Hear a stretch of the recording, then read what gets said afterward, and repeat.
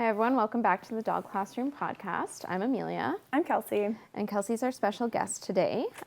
She is one of our full-time trainers at the Dog Classroom, and she's been with us for 5 years? Yeah, I think so. Oh, yeah, almost 6 is 5, so that would make sense. About 5 years, yeah. And some of her sort of special interests are the retrieve training, Scent work, gun dog stuff, and then I like the hard dogs. Yeah. The really excitable, the crazies, the non-motivated. We call ones who don't like Kelsey treats. our shepherd whisperer. Yes, I love the shepherds. She loves a reactive German shepherd. Yeah.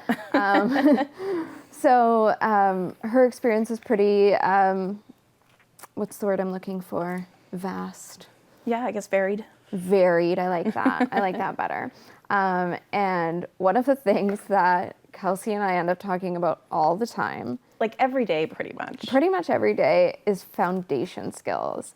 And I was trying to find this quote. I'm a quote person before we came here today, but it was from an agility trainer, and it was basically saying the novice level handlers, the novice, like newbies to agility, really want to work on the hard courses, and they want to be doing all this fancy stuff. And then when you talk to the experts or the really experienced agility people, we're like, foundations. All the time. I'm like, oh my God, I need to work on my backsides and stuff. And then like you get a lot of new people like, oh my God, I want to go all these sequences in order and like all this hard stuff. Even looking at like our competition level classes, like, oh, it's winter, we're going to go back to skills. We're going to go, weave I'm entries. excited for that, yeah. We're interested in it, and the clients at that level are interested in it because we didn't, maybe focus on them enough while we were doing just course running all summer. Yeah, and I think they do see it when they're running courses all summer, right? Where some of those skills are lacking a little bit. Once you get to a certain level of experience, you realize the foundations are so important. Definitely.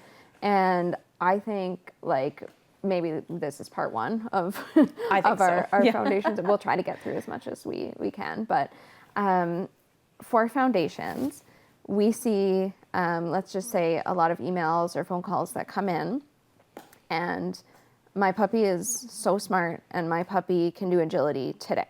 Yeah. My puppy is so smart, and I love that. And I'm sure your puppy is very smart. Yes. Because so many puppies are, and all people have great puppies. Yeah, and it's not to say that your puppy is not great.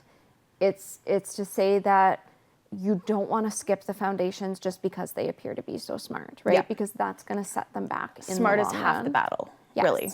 And there's also a lot of foundations for the humans. Yes. That- And intelligence does not make up for practice Right. and repetition. And this is as people who, have competed in different sports and who have done training to a high level and have seen their own foundations lacking in some respects Exactly. sometimes. Yeah, definitely. Yeah. Like nothing humbles you more than going to an agility trial and being like, oh, we did not train the teeter enough. And your dog's jumping off the end of the teeter. Like, and you're like, okay, foundation I missed.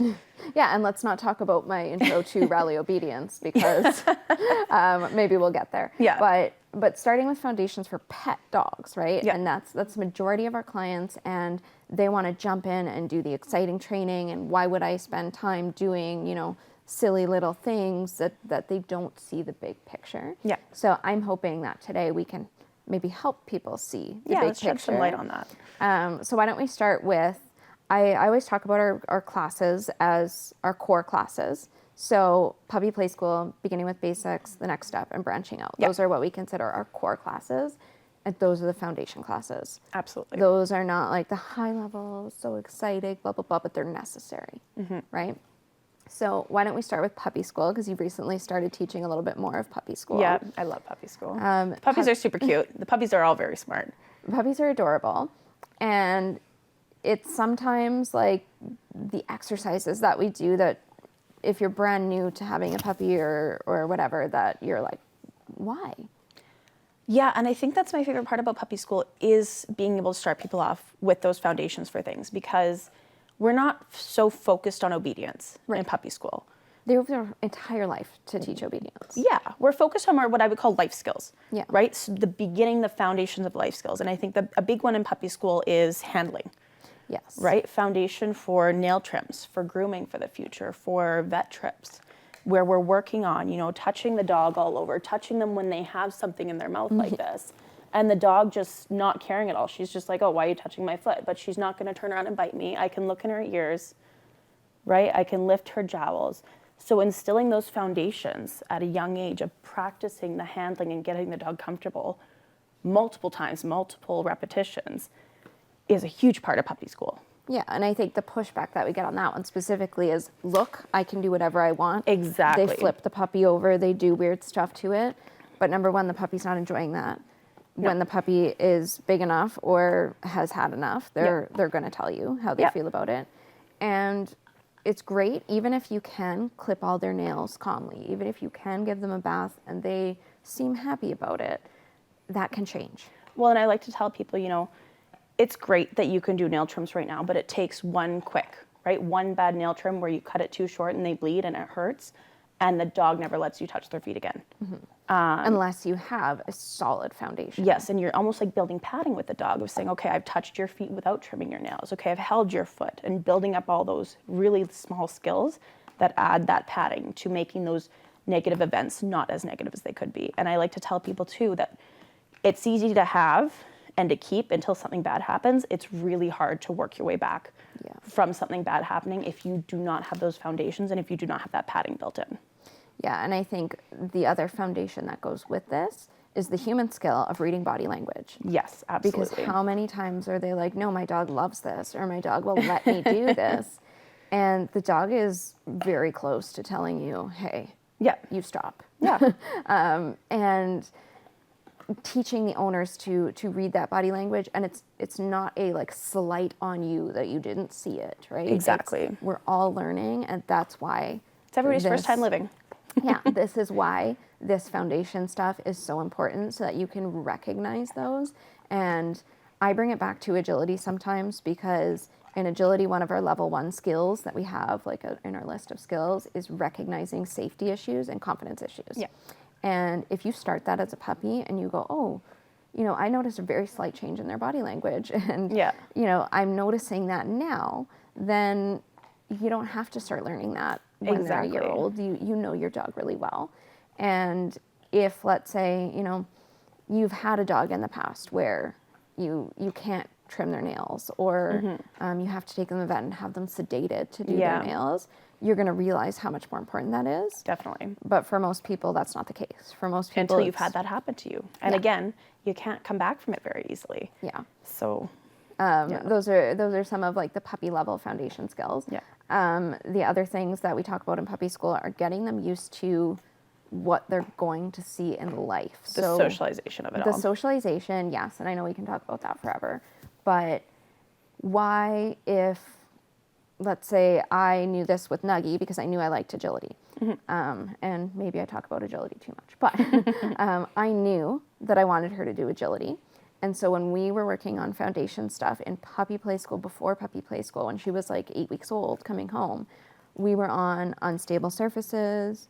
We were walking over, you know, wobble boards and inflatables, and we were playing tug. And going back to what you said about recognizing the body language, okay, maybe the dog will walk over the inflatables, but if they seem unsure about it, you still need to work on it. Just because they will do it doesn't mean it's going to stay forever, and doesn't mean that they're fully comfortable doing it. So you really have to make sure that as you're doing all that stuff, you're reading the dog and saying, okay, they are comfortable with this, they actually maybe like it, or they're not so comfortable, I need to maybe take it back a step and build more confidence, maybe just putting our paws on it or getting used to things moving. Yeah, and that comes with experience as the owner as well. Definitely. Like for me, this was not my first agility dog, so I was like, okay, I know what it looks like when a dog is comfortable. I know how to get the dog comfortable with it, and I'm not out there picking her up, putting her on it, and saying, see, she can do it. Exactly. And thinking, I'm done, let's move on. Yeah. Let's go to the next thing. That's not the foundation that we need. So things like that, things like walking. Huge. And huge at the puppy school level or the beginning of basics level, right? Yes. People don't understand that good walking skills start really early on, because once the dog is big enough to actually have some weight behind them and pull on that leash, it becomes a lot harder for you to stop that. Right. Like physically, the dog is going to pull you. They're going to self-reinforce by even getting an extra foot or two in there. And then their pulling is going to be a little bit harder to address. Yeah, and so when we talk about walking, the first thing that I like to even think about in puppy school is, can your dog take a treat outside? Yeah, or can they even be on a leash? Can they be on a So many leash? puppies have never been on a leash before and they want to run away from it.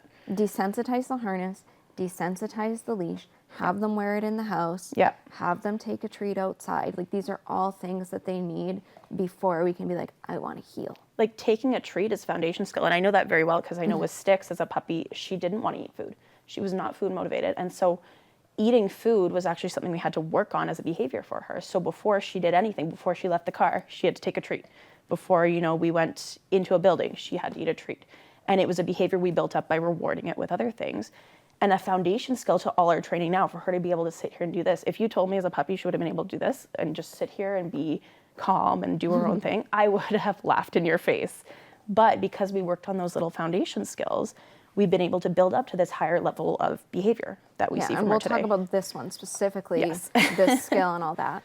But I mean, you would have been a person who would have said in puppy school, my dog's not food motivated. Exactly. And then you want to give up. Yes. Because you think, okay, they're not taking treats. I need to go to other things. But if you recognize that everything is a skill and you can build those skills up by using reinforcement, you're just maybe working on a different foundation than other people.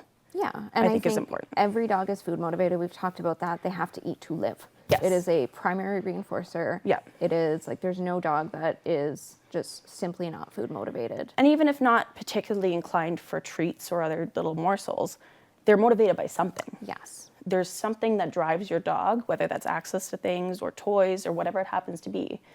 And so part of foundation skills, I think, is finding what drives your dog, what motivates them, and assigning that to a marker cue. Yes. We talked about, and being able to efficiently mark behaviors and say, yes, that's exactly what I want. Repeat that again. And that's, I think, a foundation skills for owners that they need to work on. That is an owner foundation skill for sure, because when we talk about yes, I think some of the pushback that I get is, well, I say good girl, or I pat her. Yeah. For some dogs, patting them Is not a reinforcer. is not a reinforcer. It is actually a little bit scary. It may be considered a punishment in that dog's eyes. Yeah. So we have to be really careful with that. I think a clicker, too, for some dogs is not. My Jack Russell ran from a clicker for the first little bit that we used it with her. She was so scared of it. Yeah, and it's not to say that those aren't good things, but it's going to be a lot easier for the foundation level to have just a marker. Absolutely.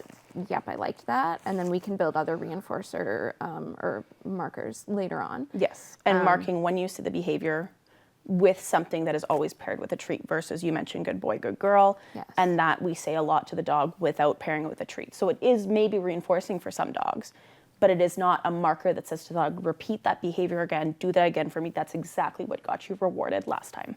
Okay. So going back to our walking for a second, Yes. because there's something that I wanted to point out is what happens every time somebody comes in and says, my dog knows X, Y, and Z. Where does the dog go? They go right in front of that person. Absolutely. And they stare at them. Yeah. So you are looking down at your dog, you are face to face essentially, and that's where they think that all reinforcement comes from. Is staring straight up at you. Yeah. Which is great for some training, but for walking specifically, the dog has to be used to taking treats beside you and being fed in that position. Right. And the time to teach that is not when you take them outside. Yes. Because when they're outside, they're already out of position for a lot of the time because they're pulling forward, there's smells, there's dogs, there's everything. It's inside the house teaching, okay, here's my leash, here's my dog right beside me. Want to show them stickers? Come here. Yeah. This is a foundation skill for humans too. Yeah. Watch your microphone.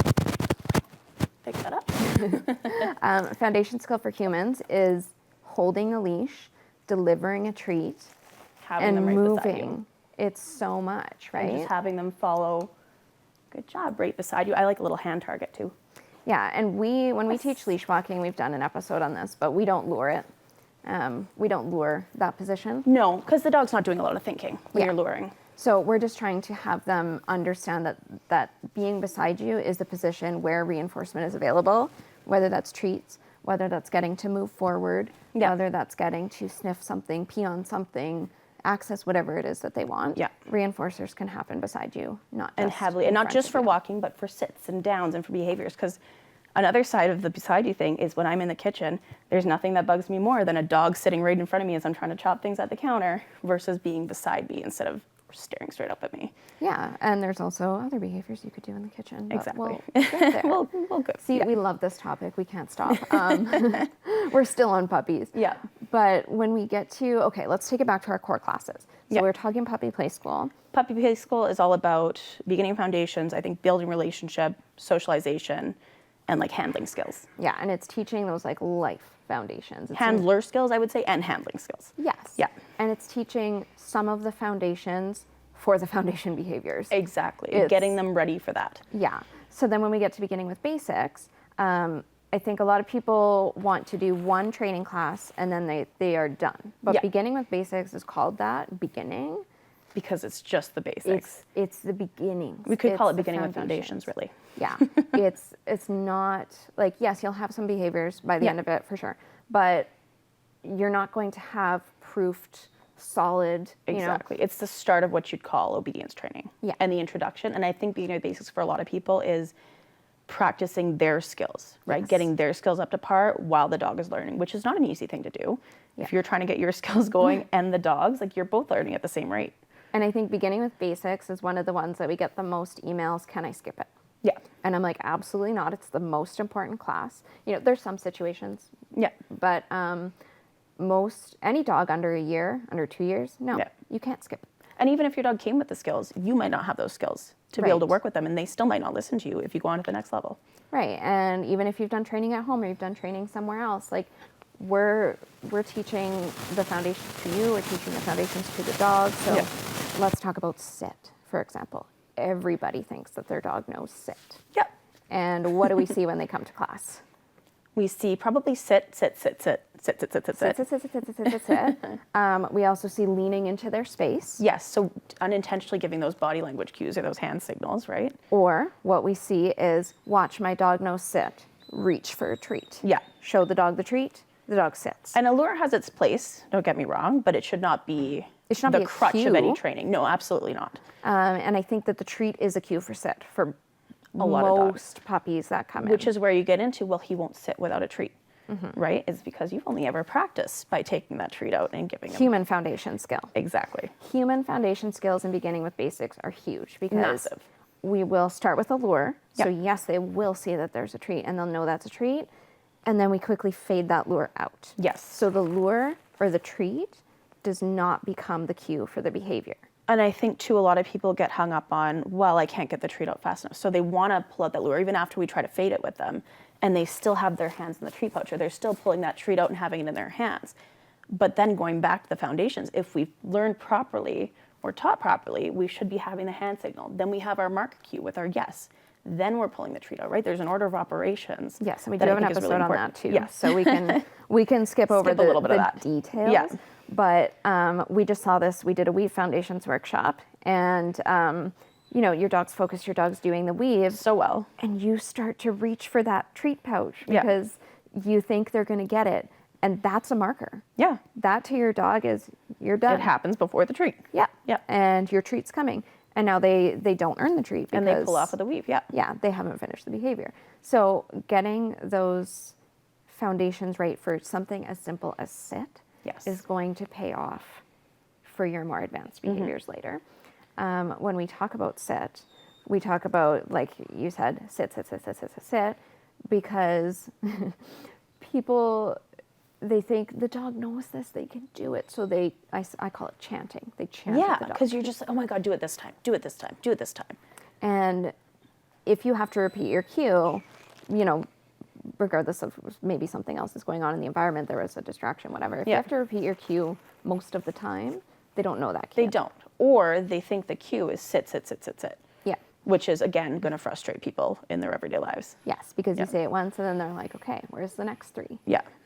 And so having the foundation skills as the human to be able to teach the proper foundation skills for something as simple as a sit is going to help you long term.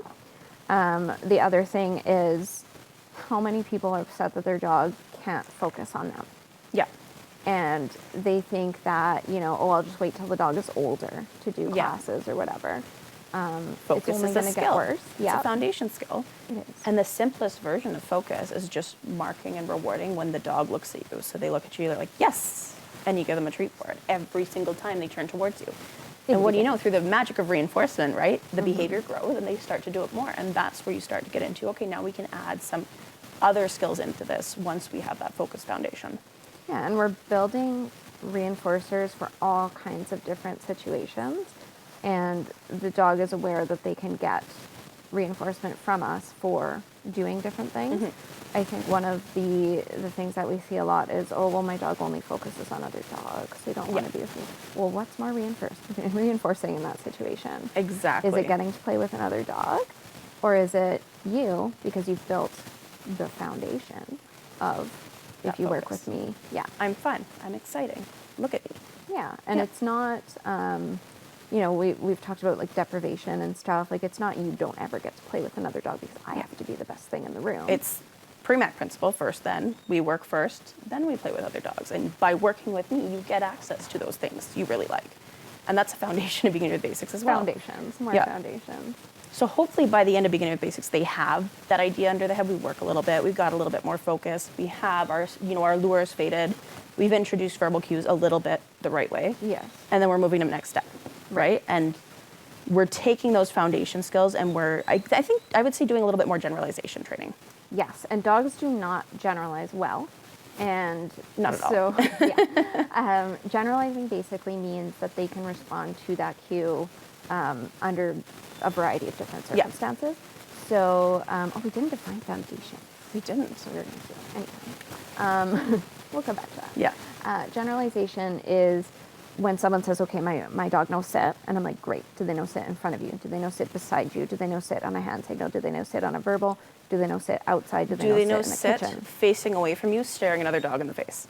Do they know sit when a car is driving by and you're trying to poop scoop on the sidewalk? Do they know, like, it's all of those different situations, because it's not just they know sit, period. Yeah. It's, you have to generalize They know it. sit in all of those situations. And the more that you generalize it, the better that it's going to get in those new situations. I tell people practice behaviors wherever you plan on taking and using those behaviors. Yeah, so like, for example, has Styx ever come here and done go to mat? No. So we're struggling a little bit. We're struggling a little bit, but she has generalized it, and she does it at home, she does it at work, she does it at camp, People's she does it house, at restaurants, she does it, you know, so she's had so she's able to take it here, struggle a little bit, but we can work through that fairly easily.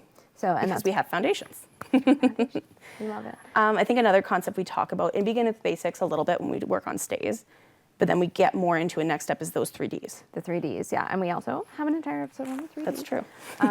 But that's the generalization, that's the proofing, that's can you do it when I'm far away from you, or when you're really close to the thing and leave it situations.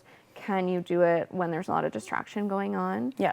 And Can you do it for a long time? Can you do this? Yeah. Can you keep up the behavior, essentially? And so when we think duration, we think go to mat. She's going to mat. She's been hanging out here for an hour already. Yeah. That's a really long duration for any dog. Yeah. But in beginning with basics and next step, we're working on like from 10 seconds to 3 minutes. And that's the thing, the foundation is not what you decide it's going to be, right? It's not, okay, we're going to work on a minute today. It's whatever your dog is showing you they're able to do. Right? If you send them to mat and they're hopping up 2 seconds later, you're not working on 10 seconds duration. You're working on 2 seconds, building to 3, then to 4, and building it up second by second. It's because everybody wants to push for these big, long stays, but they don't want to reward those little tiny seconds in between stays as the dog's doing well. And then the dog gets up and they fail their stay and they don't get any reinforcement for it. Stay, I think, is a big one. We could do a whole thing on stay, I think. So really quickly, I want to touch on some of the branching out skills. Right. Because branching out is also part of our core program. And a lot of people don't go all that way, but they should, because I find the curriculum is a lot, I don't say a lot more fun, because the other stuff is fun too, but it's different. It's different. Yeah. And it's the foundation for, you know, when people come in and they say, I want to do agility, I want to do belly, I want to do scent, I want to do tricks. You can do a lot better in those things if you have the skills from branching out. Absolutely. And it's hard to see big picture when you don't have the experience. Or even if you're a really sporty person and you want to take your dog, like you were talking about earlier, on a paddleboard or in a canoe or on a boat or wherever you want to take them. If you want to teach your dog to skateboard, right? It works on a lot of those foundation skills of balance and fitness that you're going to need to be able to do that stuff with your dog. Yeah, and we also get more into like different marker cues, and we advance the training a little bit. So it's like it's still foundation level, but it's like a little bit more advanced. Fun foundations. Yeah, fun foundations. Like your targets and your body awareness, and the things that you're going to need. And even pet dogs need body awareness, because how many labs do you know that get stuck in a corner between a couch and a wall and they can't figure out how to get themselves out of there? Can't get in the car. Yeah, can't jump up on the bed or on the couch. You're lifting their bum all the time. Like, it's really important. Yeah. So just overall, because we are going to run out of time, to kind of summarize everything, we love foundations. Foundations are everything in dog training.